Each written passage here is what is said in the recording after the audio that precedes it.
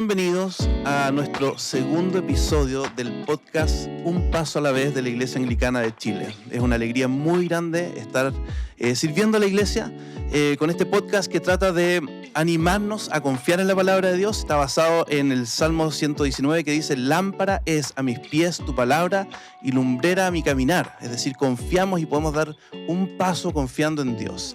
Y hoy día tengo la alegría de conversar con un gran amigo, el pastor Paulo Inostroza, que es arcediano, que es pastor, que es esposo, que es papá, las hace todas.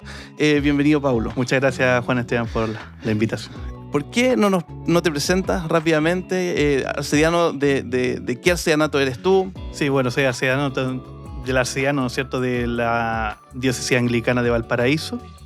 Estoy casado hace 18 años, tengo 2 hijos y hace un par de años ya soy arcediano ahí en varias iglesias del sector. Con Pablo nos conocemos desde muy jóvenes, éramos parte de la Directiva Nacional de Jóvenes, no sabemos cómo Dios nos ocupó y cuidó a los jóvenes en ese tiempo, nos reíamos mucho y mira, Pablo, cómo Dios hace las cosas, ahora somos pastores y estamos sirviendo juntos al Señor a la iglesia. ¿De cuántas iglesias eres pastor, Paulo? Sí, bueno, por motivos circunstanciales estoy a cargo de 5 iglesias, wow. Pero pastoreándolo así fuerte de 3. De 3 iglesias. Así es. ¿Y cómo se puede sobrevivir con eso, con tanto trabajo? Sí, es harto trabajo, pero no trabajo solo, trabajo con equipo, entonces me gusta trabajar con gente. No soy el Mesías de la quinta región, como muchos le echan la talla a los que me conocen, pero el trabajar con muchas personas, con muchos voluntarios, con mucha gente que quiere ayudar a levantar, ¿no es cierto?, la iglesia, eso es maravilloso. Me gustaría rápidamente que nos contaras, porque la idea también es que la iglesia, nuestra provincia, también vaya conociendo a los pastores. ¿Cuándo conociste al Señor? Porque nos conocemos de jóvenes y ya estábamos sirviendo. ¿Cuándo fue que conociste al Señor? Bueno, es una historia un poco larga, pero voy a tratar de hacerlo bien cortita. Mi papá fue encargado de obra de la iglesia en lo alto de Viña del Mar, una iglesia que se llama San Juan, en Achupayas, está en el Camino Internacional. Nací dentro del Evangelio y dentro, ¿no es cierto?, de mis 44 años he estado toda mi vida dentro de la iglesia. Y el testimonio muy fuerte de mi vida es ver a mi papá predicando desde chico, pero él murió en la iglesia. Técnicamente él estaba predicando y le dio... Literalmente, él, claro, le dio un infarto al cerebro. Yo tenía 5 años y él, bueno, lo que quizás las personas más antiguas dentro de la iglesia conocen un poco más la historia. ¡Wow! Así que es bien fuerte en un sentido para mí esa imagen de aquella persona que... ¿Tú estabas ahí ese día? Sí. Fue un día domingo. Un domingo predicando la palabra de Dios. Exactamente. ¡Wow! Así que imagínate la imagen que tengo de lo lindo, decir, bueno, quiero llegar a eso. O sea, ojalá hasta mi último día, decir, si el Señor me llama, ojalá que sea en sus caminos. Esa es la idea. Qué lindo deseo, Paulo. Qué emocionante, me imagino, también tener ese testimonio de un papá que sirvió hasta el final de su vida al Señor y a la iglesia. Claro. Hoy día vamos a estar hablando acerca de la palabra de Dios como una fuente de ética, una fuente de ética para la vida cristiana.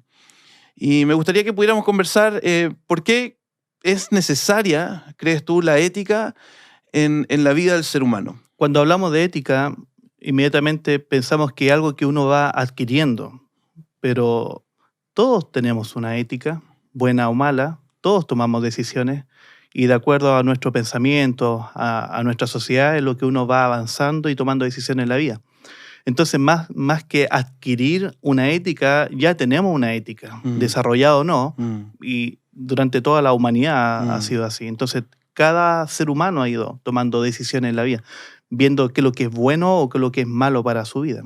Y es interesante eso porque uno puede ver la importancia de eso todos los días en las noticias, en las decisiones que se toman en la educación, en la cultura, bueno, no solamente en la vida personal, familiar, sino que uno aprende, no sé, los políticos se pelean con respecto a quién tiene más altura moral o ética.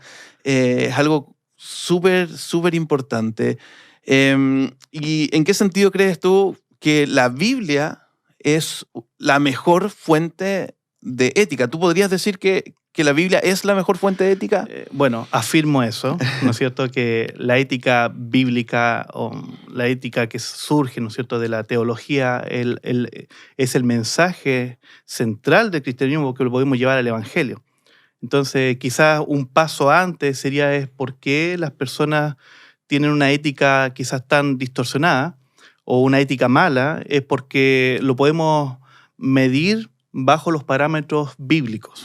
Por lo tanto, nosotros como cristianos tomamos decisiones que están orientadas e influidas por la ética bíblica.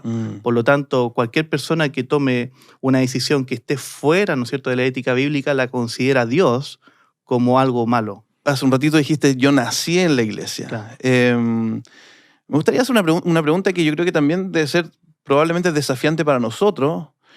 ¿De qué manera también la Biblia desafía las éticas que a veces las iglesias? ¿Crees que la iglesia podría llegar a tener una ética incorrecta en algún momento? Sí, y la tiene. Vemos, ¿no es cierto?, que durante toda la historia hemos visto incluso de la Edad Moderna, ¿no es cierto?, desde el siglo XVI en adelante, hemos visto cómo la iglesia con la Reforma, ¿no es cierto?, tomó o volvió al fundamento de la Biblia para tomar sus decisiones. Pero obviamente, ¿no es cierto?, con la Ilustración, el siglo XVIII, el siglo XIX, empezó toda una decadencia de eso. Y eso es lo que ha estado viviendo hoy día la iglesia cristiana en general. La iglesia ha adoptado éticas que están basadas en la sociedad más que en el Evangelio. Entonces, las iglesias son influenciadas por ese tipo de éticas. Hay una presión.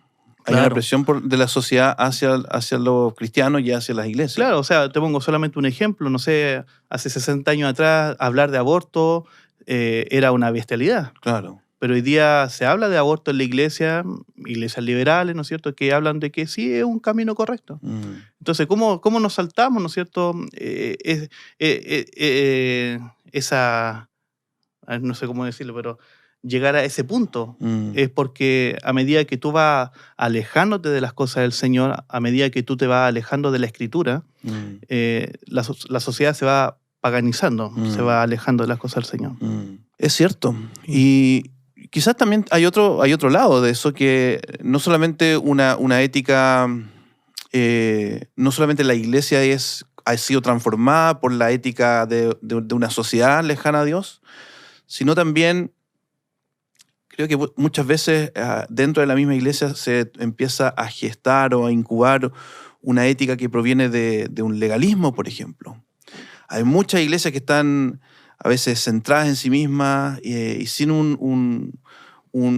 más bien miran hacia afuera con una actitud de juicio más que una actitud de amor, de servicio, de misericordia. Claro. ¿Qué dirías respecto a eso? Yo creo que la base que cada iglesia, ¿no es cierto?, que incluso los que nos están escuchando van, la base es hacer algo bueno, ¿no es cierto? Y quizás la ética de esa iglesia que son juiciosas o legalistas es como un celo a las cosas del Señor. Pero el problema de eso es que están hiriendo a muchas personas. Entonces, la misma palabra del Señor nos dice que debiéramos ver a nuestros hermanos como mejores que nosotros. Entonces, ¿cómo cabe eso, ¿no es cierto?, dentro del juicio hacia una persona y no una actitud de amor, ¿no es cierto?, a aquella persona que quizás piensa diferente? Entonces, claramente, vivir una ética bíblica nos va a ayudar a centrarnos no al legalismo y no también o al liberalismo, sino nos va a centrar a que tener una vida centrada en el Evangelio de Jesucristo, en la vida de Jesucristo. Oye, Pablo, y en la manera práctica, ¿tú cómo lo has visto? Partamos por tu vida.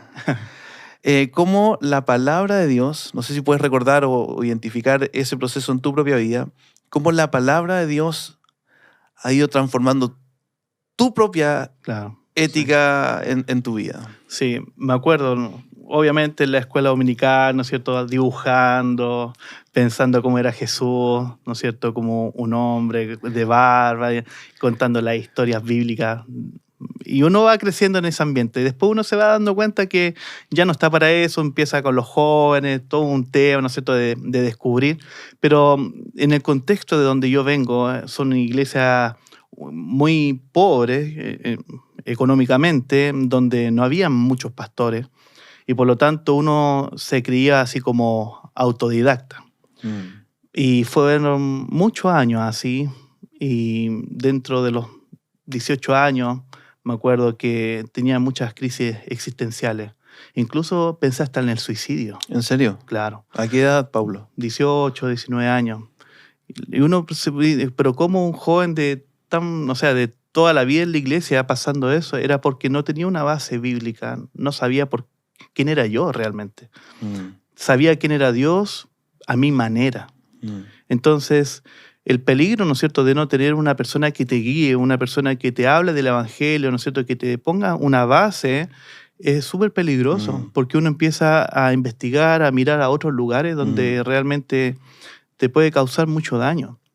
Y bueno, después me casé a los 25 años y aún así sentía que mi vida no tenía mucho sentido. Había pasado por periodos de iglesias carismáticas dentro de la misma iglesia, o sea, a pesar que vengo de una iglesia reformada, ¿no es cierto? Pero en el meollo del asunto no necesariamente ahí en la iglesia son tan reformadas. O sea, viví el tema de la música, toda esa idea, ¿no es cierto?, de encontrarte con el Señor a través de la música y una serie de cosas. Y yo sentía que eso tenía mucho sentido al principio, pero después me sentía un vacío enorme cuando llegaba el día lunes y tenía que enfrentar la vida. No sabía cómo enfrentarla con las canciones. El día domingo, día sábado, la podía hacer. Pero no fue hasta por ahí, cuando tenía 26 años, llegó un pastor a la iglesia, César Guzmán, algunos lo conocen, y él puso algunas fichas, ¿no es cierto?, en mí. Era el único joven de la iglesia con mi esposa, y empezamos a estudiar la Biblia de una manera sistemática, de una manera así que realmente nunca la había visto. Wow. Y eso, ¿sabéis qué? Me enamoró. Realmente por primera vez conocí la gracia del Señor.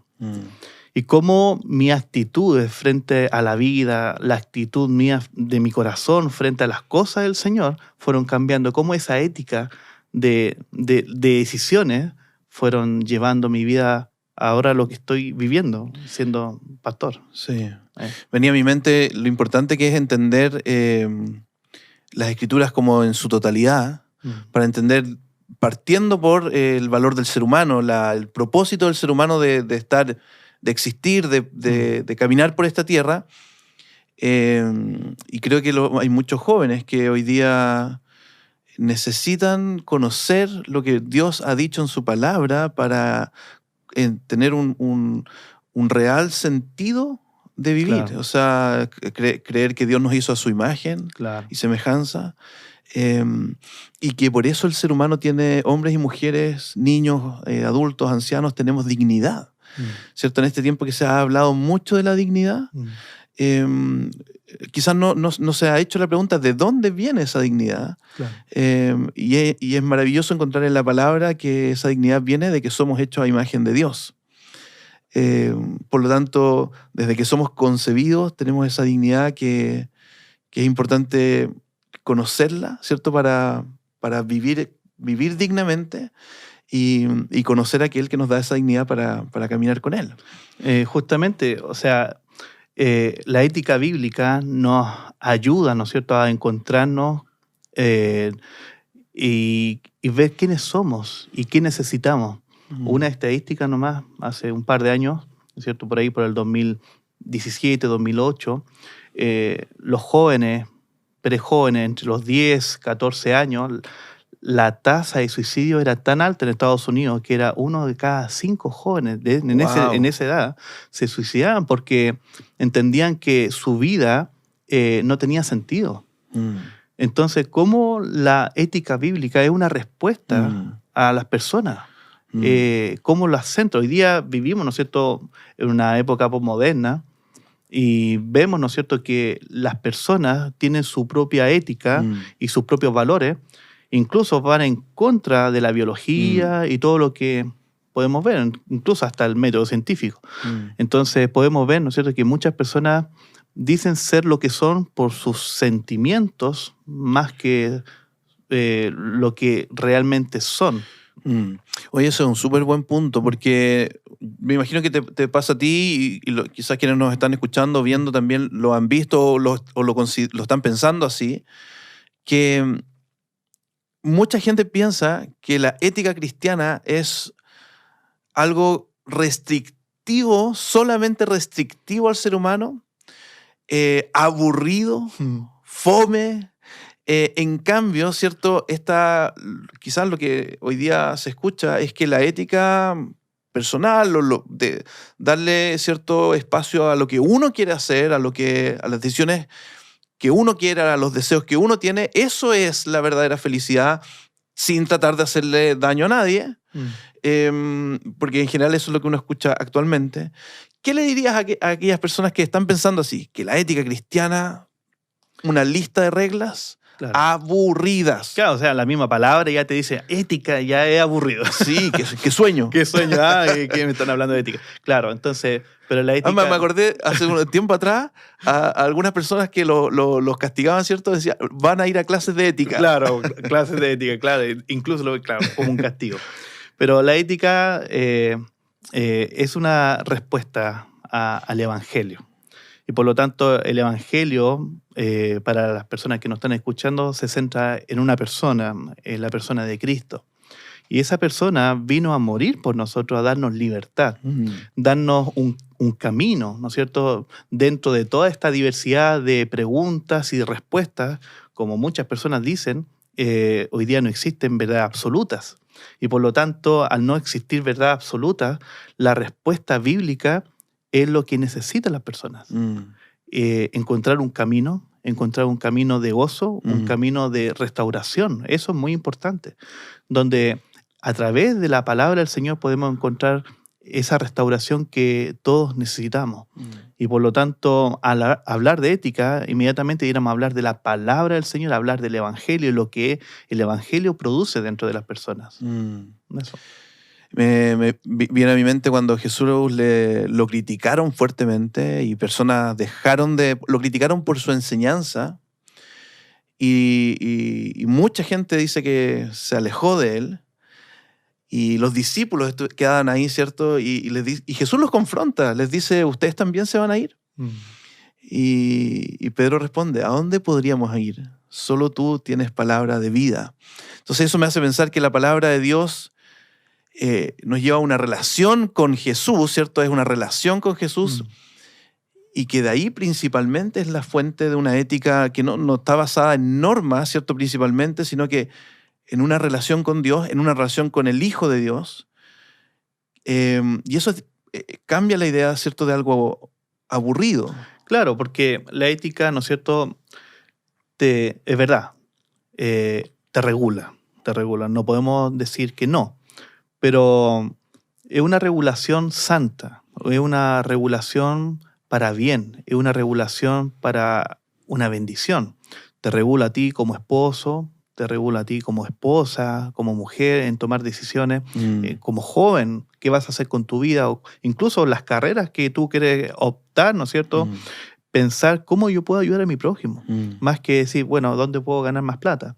Entonces, por lo tanto, la ética no es algo aburrido, no es algo fome, sino es un camino que Dios te quiere mostrar para tu bien. Por lo tanto, hablar de ética, hablar, ¿no es cierto?, de lo que estamos viendo hoy día, es hablar de vida, es hablar de restauración, es hablar de una vida abundante que Cristo nos quiere dar. Entonces, por nada es aburrido, al contrario, ser cristiano para mí ha sido lo mejor que me puede haber pasado. Entonces, tener una familia cristiana, tener una comunidad donde me pueda desarrollar, donde yo puedo guiar a mis hijos a que ellos también puedan tener relaciones profundas con otras personas y no solamente con la propiedad que ellos tienen, sino que con personas mayores. O sea, la iglesia donde estoy yo, hay personas que tienen 90 años Entonces se alegran mucho cuando estos jóvenes lo abrazan y le dicen bienvenido, hermano. Y es algo maravilloso porque estas personas dicen, son los únicos jóvenes que me pueden abrazar. Wow.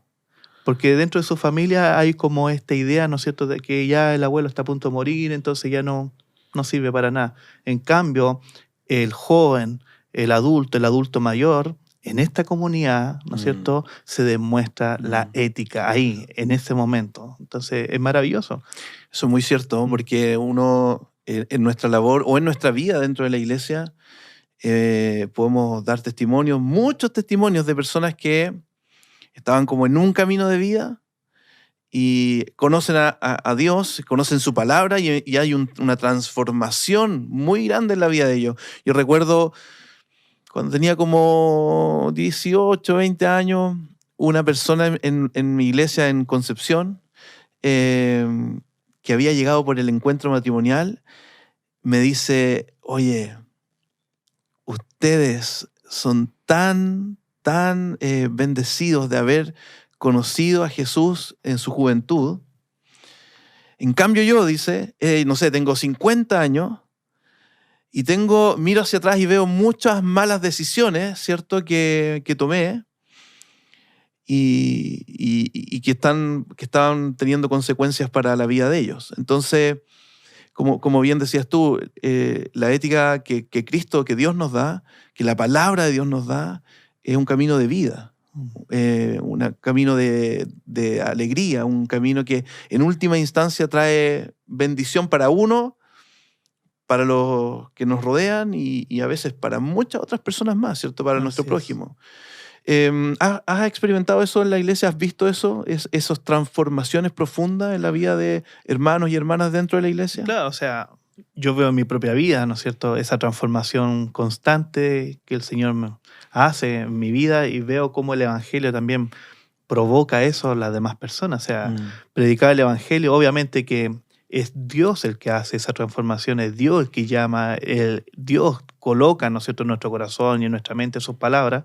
Como bien dice su palabra, o sea, las buenas obras, ¿no es cierto?, las creó Dios para que nosotros anduviésemos en ellas. Entonces, nuestra ética se basa, ¿no es cierto?, en la obediencia a lo que el Señor quiere para nosotros y eso finalmente redunda en bendición. O sea, es ganar o ganar.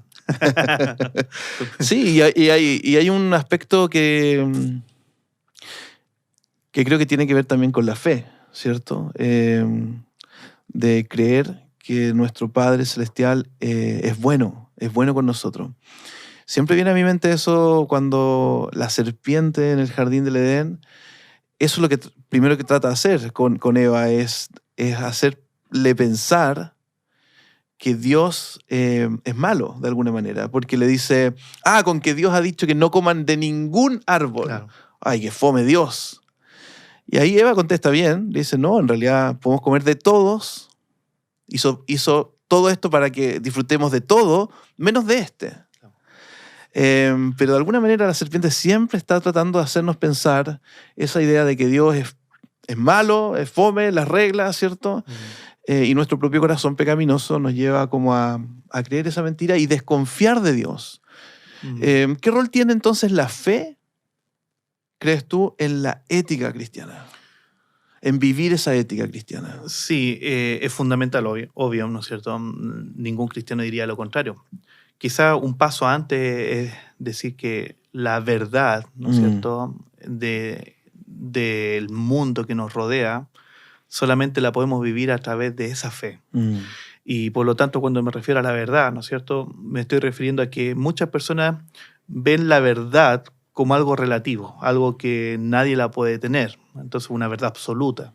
Por lo tanto, cuando el Señor nos da el don de la fe, de poder creer, nos da el don de poder creer en su Escritura también. Entonces, a medida que nosotros vamos experimentando y pasando tiempo de estudio, ¿no es cierto?, y de descubrir a través de la Escritura esta verdad que nos lleva, ¿no es cierto?, a través de la fe, provoca en nosotros la voluntad, ¿no es cierto?, de hacer lo correcto. Entonces, sin duda, la fe juega un papel muy importante en nuestra vida, pero aún así no es de nosotros, es un regalo del Señor. Entonces, a medida que nosotros vamos avanzando en nuestra vida cristiana, nuestra fe nos va mostrando a Cristo a través de la Escritura. Y eso es lo que estamos tratando de hacer constantemente todos los pastores. O sea, llevar a las personas, ¿no es cierto?, a que pasen tiempo con el Señor a través de su palabra. Muchas gracias, Paulo. Estamos entonces en nuestro podcast Un Paso a la Vez, que está basado en el Salmo 119, verso 105. Lámpara es a mis pies tu palabra y lumbrera mi caminar. Es decir, confiamos en la palabra y podemos dar un paso de fe, un paso en este caso, un paso que transforma nuestra ética personal, familiar quizás, y obviamente eso lleva a una transformación social.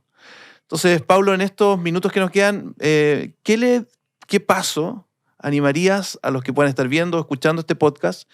¿Qué paso animarías a que las personas puedan dar en esta dirección? Claro, o sea, pensando primero en aquella persona que nos está viendo por primera vez, que dice, bueno, pinchó justo y encontró esta conversación, ¿no es cierto? Y bueno, animarles a que no está todo perdido.